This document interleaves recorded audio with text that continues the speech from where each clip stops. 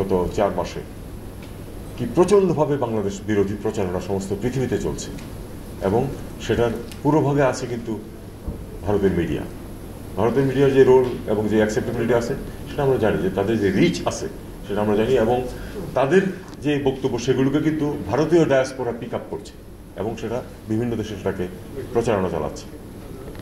আমার মনে হয় এখানে আপনাদের একটি ভূমিকা পালন করা আছে, সেটা হলো যে তাদের যে অধিকাংশ তথ্য যে মিথ্যা, এটা আমরা সবাই জানি, অধিকাংশ মিথ্যা তথ্যের ভিত্তিতে বাংলাদেশের বিরুদ্ধে প্রচারণা চলছে। যে এখানে তাদের প্রচারণা দেখলে মনে হবে যে এখানে যুদ্ধাবস্থা বিরাজ করছে, হিন্দুদেরকে সমানে কচুকাটা করা হচ্ছে এবং তাদেরকে তাদের বাড়িঘর সব লুটপাট করে ফেলা হচ্ছে। এই ধরনের একটা ইমেজ তারা কিন্তু সৃষ্টি করার চেষ্টা করছে এবং সেটা প্রপাগেট করছে ভারতীয় ডায়াসপোরা সমস্ত পৃথিবীতে। এখানে আমি আপনাদের কাছে অনুরোধ করব যে আপনাদের যেখানে যেটুকু সুযোগ আছে সেখানে আপনারা, এটা যে সম্পূর্ণ মিথ্যা একটা প্রচারণা চলছে, কোনো ঘটনা ঘটেনি তা না, কিন্তু যে কোনো বড় পরিবর্তনের ক্ষেত্রে কিছু ঘটনা ঘটে, কিন্তু যদি 10টি বাড়িতে আগুন দেওয়া হয়েছে তার মধ্যে 8টি কিন্তু মুসলমানের বাড়ি, সেটা কিন্তু বলা হচ্ছে না।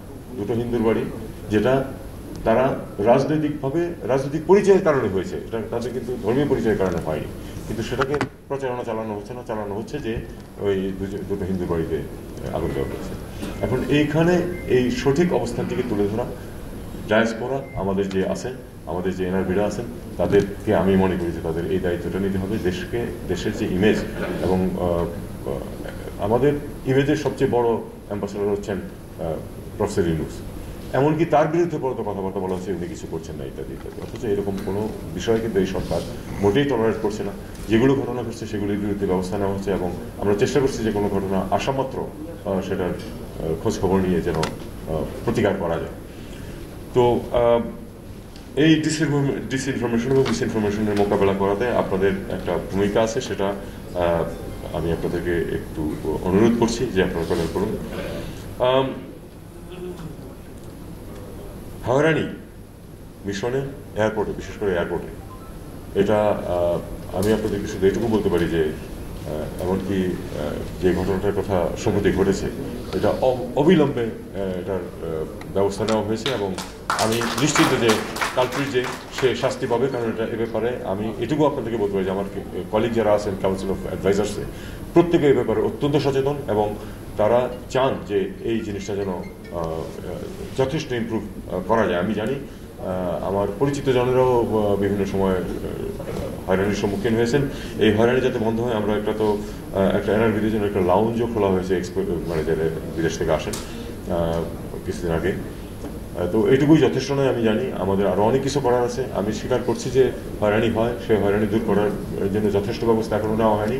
আমরা চেষ্টা করছি যে যতটুকু পারা যায় যেন এই ধরনের হয়রানি থেকে মানুষ মুক্তি পান, এবং যারা হয়রানির জন্য দায়ী তাদেরকে যেন আমরা শাস্তির সম্মুখীন করতে পারি, এই চেষ্টাও আমাদের থাকবে।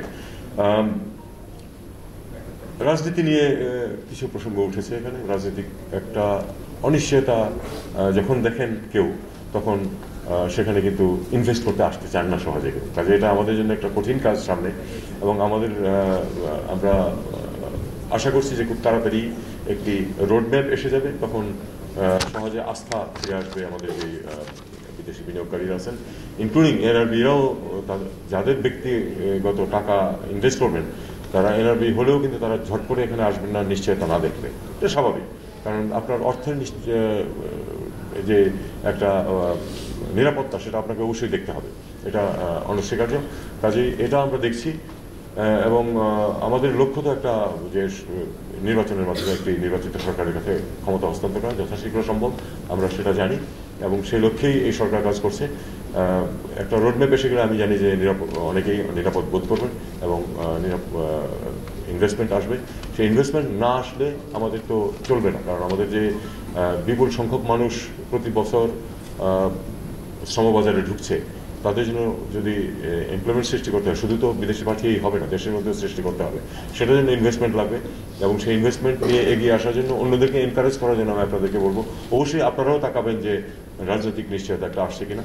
এই অনিশ্চয়তা থেকে আমরা খুব শিগগিরই মুক্তি পাবো বলে আমরা আশা করছি, এবং তখন এখানে বিনিয়োগের পরিবেশ আরও উন্নততর হবে, এবং বিনিয়োগ আসবে, দেশে এমপ্লয়মেন্ট সৃষ্টি হবে, এবং বিদেশেও যেই সব যদি আমরা প্রকৃত অর্থেই আমাদের হিউম্যান রিসোর্সকে ডেভেলপ করতে পারি, তাহলে বিদেশেও সুযোগ অনেক বেশি সৃষ্টি হবে। আমি ব্যক্তিগতভাবে মনে করি যে আমাদের জিডিপির 5% খরচ করা উচিত এডুকেশনে, 5% খরচ করা উচিত স্বাস্থ্যের পিছনে। এরপরে টাকা থাকলে অন্য কিছু করা, না থাকলে না করা। কিন্তু এই দুটো কাজ যদি আমরা করতে পারতাম, আসলে কিন্তু আমাদের দেশ অনেক এগিয়ে যেতে পারতো, অনেক সহজে। ধন্যবাদ আপনাদের সবাইকে।